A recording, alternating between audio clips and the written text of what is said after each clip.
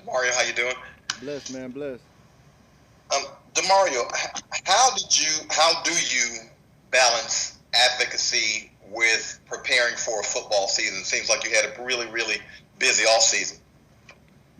Yeah, um, I just always try to use my platform responsibly. I'm a huge believer in whom much is given, much is required. So just understanding that a lot comes with um, a lot of eyes being on you, having a lot of resources, understanding where I came from, the opportunities I have to be able to give back and help those who don't have uh, the same opportunities or the same access. It's kind of individually my responsibility to make sure that that happens. And I just think that's a mindset that we as human beings should have. And so it's a balance in that, just like you have to balance your career with your family, you always have to find ways to balance your time with COVID-19 happening and us being forced to be indoors and just kind of away from the world and kind of, the world sitting still. There were a lot more opportunities that presented themselves that probably wouldn't have presented themselves had we had a normal schedule. And so I just tried to make the most of that. And now getting back in, it's another balancing act. It's how do football is the main thing. The platform gives me more opportunities, and so how do you transition your mindset to make sure that I'm keeping the main thing, but also not be so closed off that I'm not taking advantage of opportunities to help people. All right, the second question is going to be from Amos Morale. Amos? Hey, Demario. You mentioned the offseason and kind of your preparation there. I think I saw an interview you did with maybe the NFL's Instagram where you said you moved your trainer in with you to kind of get your work in on the offseason. Is that uh, how you were able to kind of keep going through the pandemic? Yeah, and it's Demario. Um, it was good. I felt like how do you navigate training and getting in the best shape um, with COVID-19, and you can't go to a lot of the gyms were closed down. You couldn't train as normal. We weren't going to be spending as much time around the team. So my wife and I felt it was best if I had the trainers move in with us, and so that way we could limit the amount of contacts that we were having with people on the outside and still be able to train to an optimal level. And it was good. So we got a couple of months out of it where my trainer was living with me, and we were able to find ways to take our game to the next level.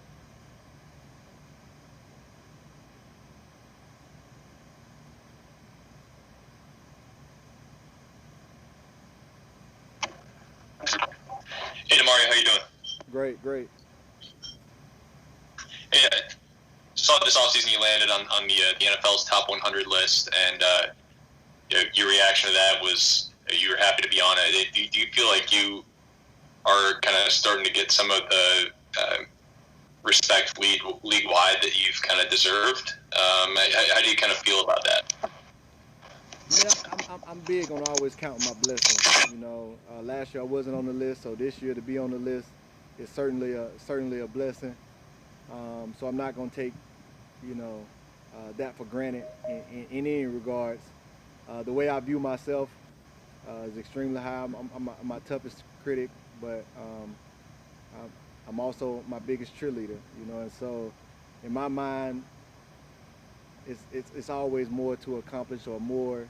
It's always a feeling of being, not being seen accurately. And so I feel like I should be higher up on the list. But that's just me personally. But at the same time, I use it as motivation, and I will always be able to find some type of motivation to challenge myself and trigger myself to go to another level. And that's what I do with this. And so, it's great to be able to be on the list where I once wasn't. I'm grateful for that. Anything that happens, I'm always gonna give credit to the man I feel like who gave me the ability to do it, the Lord above. But other than that, I'm just gonna find it as ways to challenge myself and not get comfortable. It's like 67 is too low, and so I'm just gonna use that as motivation to prove that You can't find a player like me inside the game, and so it's a constant ability to prove that, and I think me improving that or chasing proving that makes me better for my team. All right, next up we have John DeShazer. John.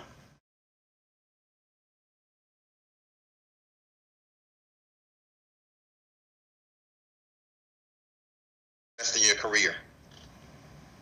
Let me see how I can do that without giving away all my secrets. I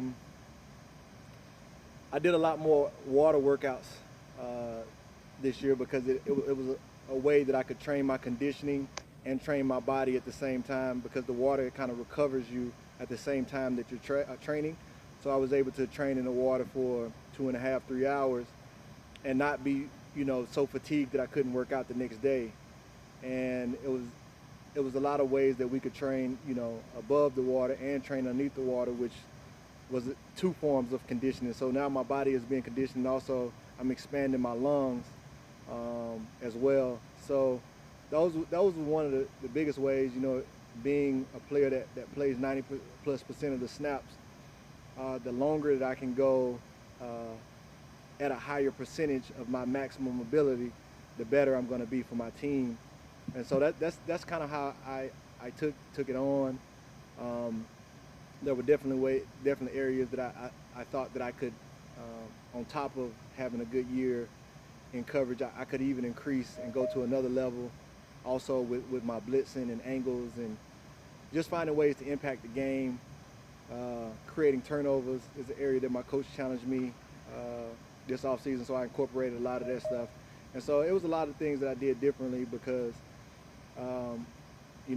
last year was a good year, but now when I watch the film, even in meetings now, I watch the film and it was like, dang, that player really wasn't that good to me. And so I'm excited to see what I can bring to the table this year. All right, next question is for Amy Just. Amy? Hey, Demario, how you doing? How you doing, Amy? I'm good. So now that y'all have been in the facility for a couple days, what's been one of the hardest things to adjust to with all of the new coronavirus safety protocols? I think the hardest thing is just being not to be able to be in close contact with your teammates and your coaches. It's really like a family environment when you come into the locker room, especially this locker room. And so for us to kind of have to keep our distance, have to joke with each other from a space, it's just different. I can't really explain that to somebody that doesn't see it on a regular basis, but I mean, you see how close we are and how bonded we are and how we joke a lot. And so now we're having to do that and watch our spacing. We got these trackers on, so it blinks when you're too close to somebody. So definitely needed for the safety precautions, but it's just different. It's hard to be in an environment with people that you care about, that you're close with and you're bonded with, but you have to keep your distance. All right, next up we have Nick Underhill. Nick? Yeah, I'm just curious about your blitzing. Watching you, it's so effective, and you often get through without ever even getting touched. You just kind of mentioned the angles and everything. I'm just kind of curious about your process there, and how much work you put into that aspect of your game. Yeah, it's so much more mental than it is physical, and that's what I think people don't understand. You can be fast and strong, and even have good hands, and you need to train those things too. But so much of it is just about getting to certain spots before guys are anticipating you being at that spot. And so understanding the angles and the amount of steps and the alignment that you have to be in. It's very similar to a basketball player. A basketball player ain't just shooting shots. They're getting to spots on the court to shoot. And so pre-snap, if I can get to a certain spot, it puts me in a better position to get to a certain spot post-snap. And I need to understand the straight lines that come into place in getting there, and that's what it allowed me to be successful. And it takes a lot of time and a lot of studying.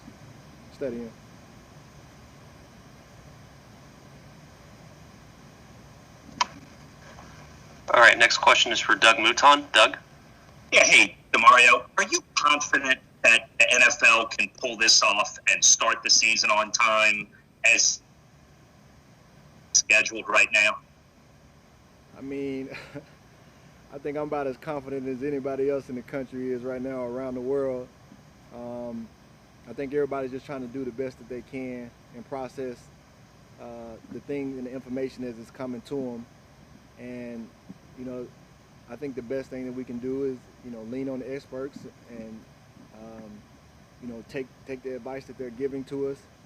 As far as players, they have a protocol system, and so I'm just trying to follow that protocol system as much as I can to be as safe as I can for myself and for my family and for my teammates and colleagues. So I think I'm just doing, I feel about it just about, probably about the same as anybody else.